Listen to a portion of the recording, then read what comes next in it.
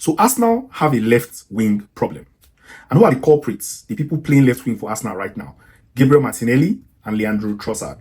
Now, these two players are above average, in my opinion. The last time Arsenal did not have a left wing problem, guess who was the person in that position at that time? 2022-23 and 23-24 season. You guessed it right. Gabriel Martinelli. The Martinelli of 2-3 years ago was a lot more efficient. He was understanding the game a little bit better. And he was linking up better with the midfielders, the likes of Odegaard again. Not a coincidence that Martin Odegaard of 2022-23 season is still the best version of Odegaard that we've been craving for. And that's the reason why we signed Eberechi to come and now cover for those lapses of Martin Odegaard. In fact, part of the reason why Arsenal signed Eberechi and most of us who are Arsenal fans were excited about his arrival was so that he can also support Martinelli in the left wing position where we see there's a huge problem. Now, when you look at Arsenal lineup, just by looking at Arsenal lineup, you see the defense is solid. The midfield, if we have everybody fit, is solid. The only place you see that there's a problem is that left wing. And for like almost a year or two, Arsenal have had a problem on that left wing.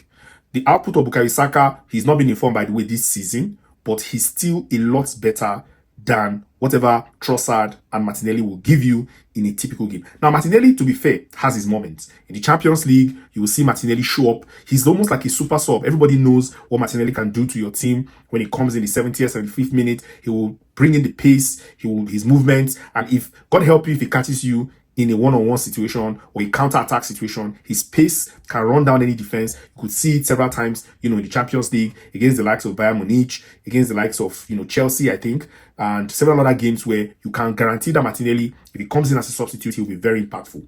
But every time you start Gabriel Martinelli for Arsenal, there's usually a problem. He just doesn't understand his positioning. He runs, with his head down. He doesn't see the run-throughs of the likes of Gyökeres, and he cannot link up his passes correctly. That's where Trossard came in. Trossard is a player who will have easily sold in the summer, but we realized that getting rid of Trossard will simply be almost like the situation with Liverpool and Ruben Dias. Dias was one of their most effective players last season, part of the reason why Liverpool won the league, but then they got rid of him, and then they have a problem on the left wing.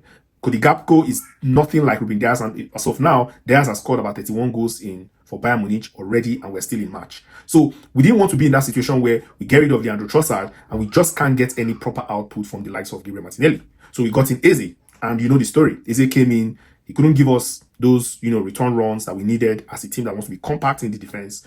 And, Mikel Arteta never experimented that option anymore. He just kept Eze on the bench and only brought him in as, someone who plays in the 10 when Odegaard is not fit or is just not informed.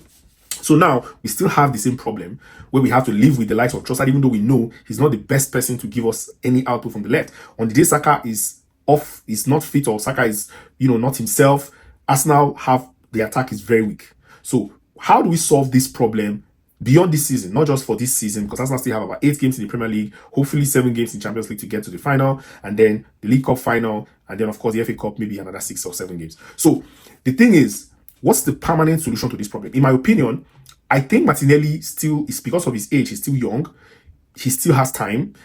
He's going to be still a very important player for Arsenal. I cannot imagine Martinelli in the hands of a Manchester United or a Chelsea or even Manchester City, even as a substitute. I would rather we keep him, even if not to start matches, but to play as a substitute. That, effectiveness he gives us from the bench, I still want us to have that going into, the 2026-27 season. But the main person who we will need to have playing and starting every week in the Premier League on the left wing are the options we're going to discuss now. So we've heard of the likes of Kvaratskhelia of PSG. I like him. He's a good player. The concern I have with him is his injuries. I'm not too sure how fit he is. Number of games he manages, end to end in a season is not.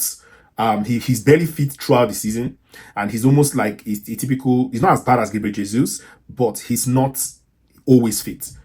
So I like what he does. I see his game. He's not as fast as Martinelli. He's not as pacey, but his take-ons are better. His one-on-ones are better. He's likely going to make a good decision on the ball. He's a better decision than the likes of Martinelli. So he's an option. I like that, but I'm a bit concerned about his fitness. A name like Kanayodis has come up in the past. He's young. He's pacey. I don't know how physical he is. So coming to the Premier League, there's a very big risk. Not like his numbers are outrageous right now, but he makes good decisions. He takes good shots from the left. I don't know how he will perform in the Premier League setting. He's okay. He plays for Juventus right now. I don't know how effective he will be in the Premier League. Premier League defenders are very physical, and I don't know how he will fit into the team.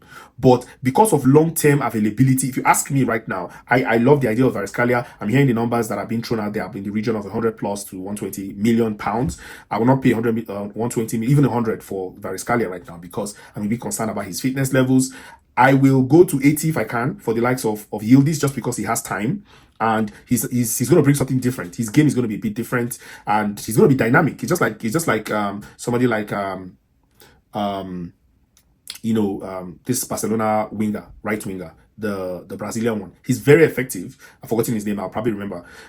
Yeah, so he's effective. He's not as physical. If you check his goal numbers, he doesn't score as many goals, but he's very, very, very effective.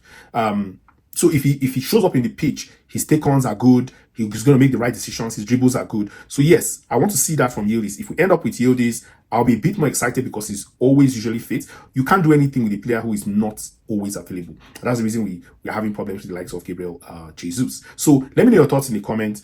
Will you be going for Kvaratskhelia as the first winger? I can imagine that Leandro Trossard will likely be moving on at the end of the season. We never know. Fingers crossed, we'll see.